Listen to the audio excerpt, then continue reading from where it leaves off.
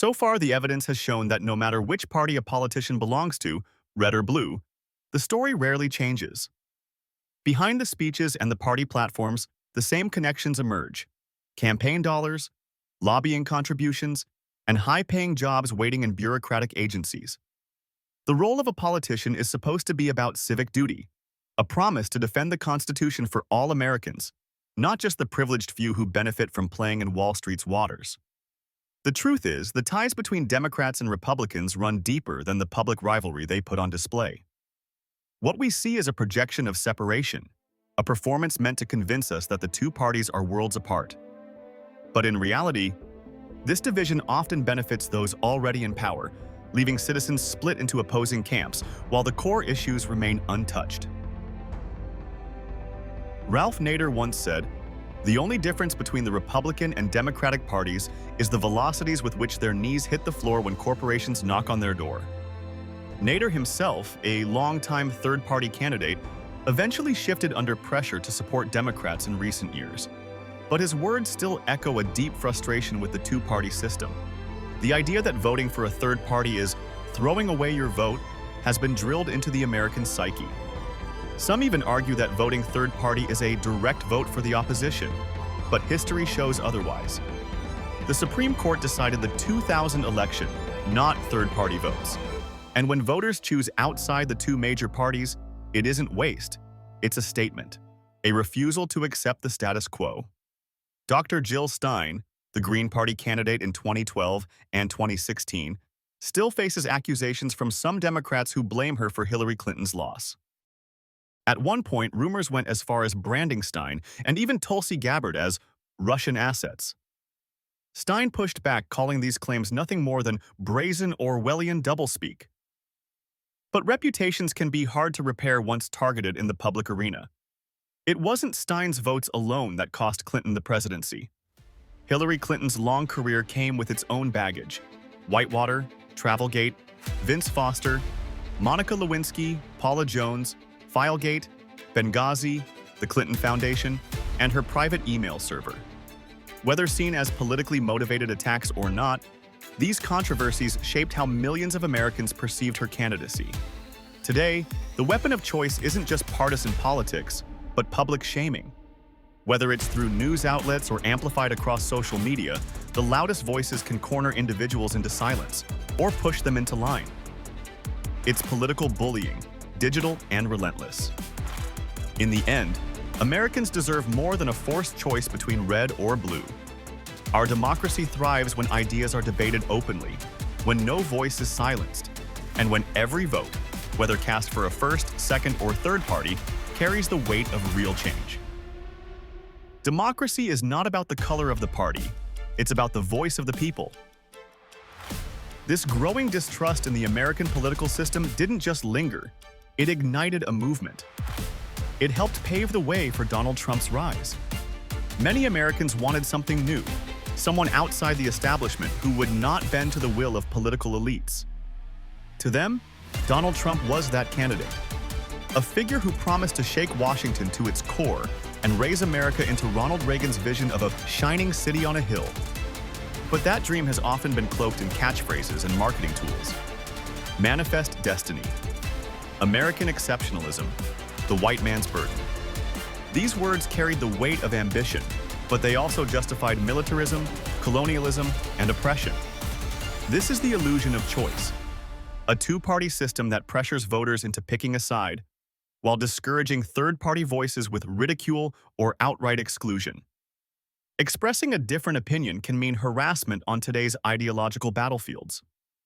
Abraham Lincoln once warned, "A house divided against itself cannot stand."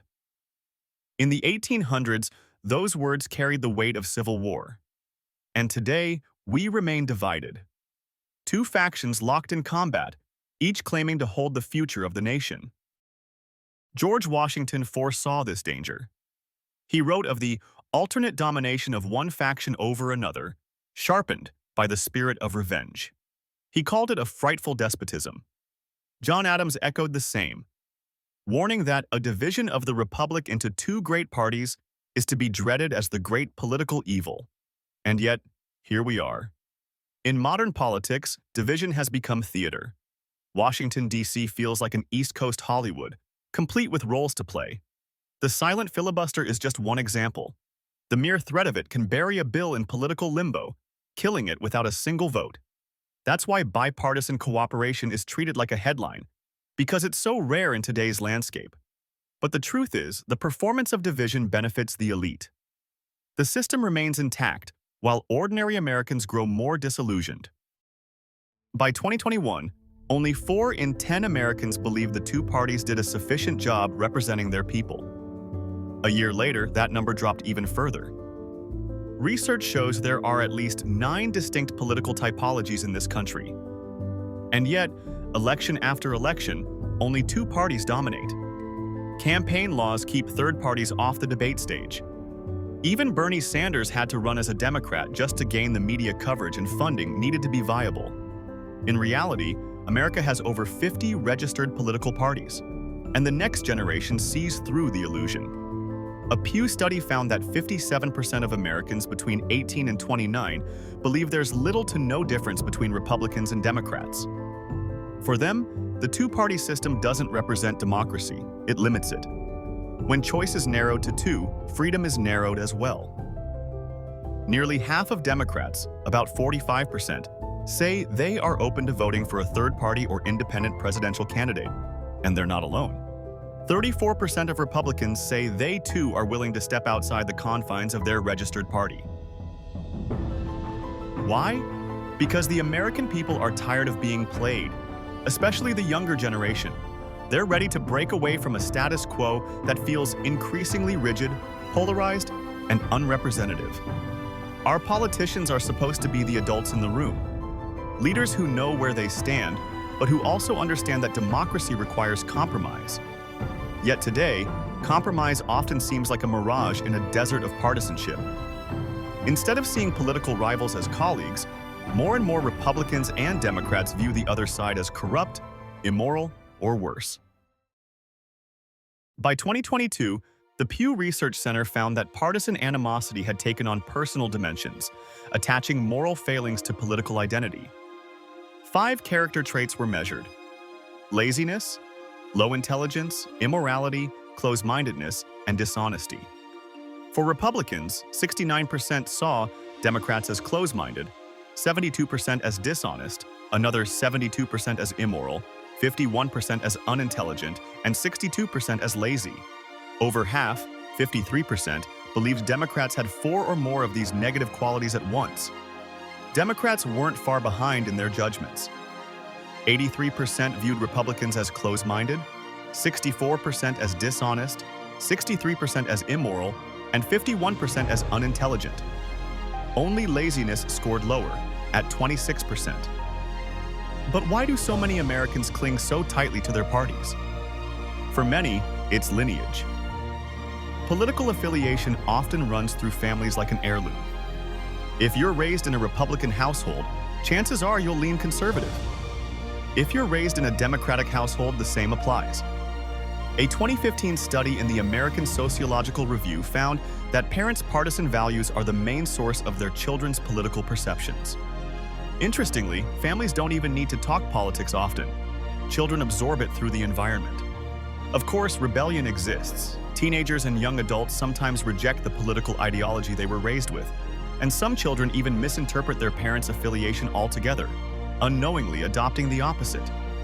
Just recently, voters in Ohio struck down a Republican-backed proposal that would have made it harder to amend the state constitution. This wasn't an isolated case. Republicans in Utah, Arizona, Arkansas, Missouri, and beyond are pushing similar measures to tighten control over constitutional amendments. These actions raise an uncomfortable truth. The two-party system, as it stands, has little incentive to change itself. And maybe once, many politicians entered public service with noble intentions, to serve their communities, to better the nation. But the reality is sobering.